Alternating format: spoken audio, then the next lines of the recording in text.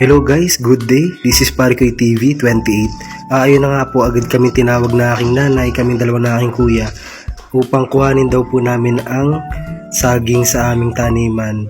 Po pwede na po siyang tibain, kaya ayun po, agad kami pumunta sa pulo at amin na pong tiniba yung saging po na amin pong pwedeng ibenta or pwede po naming meriendahin sa bahay, ganyan guys. Ayan guys, yung aking nanay, yan, pinutol-putol niya na po yung mga dahon ng saging dyan para linisin. At ayan na po yung bunga. Ayan guys, iuwi na po namin sa aming bahay at pahihinugin. Nakakuha po kami ng 2 saging dyan. Ayan po, maganda na po yung saging.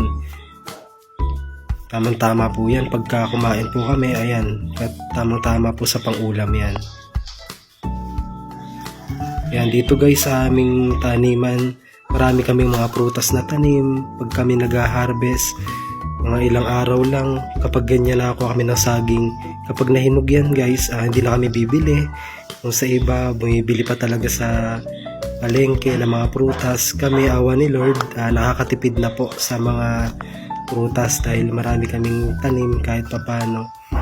Ayan guys, nadaanan namin yung tinanim ko ng mga buto ng avocado dyan.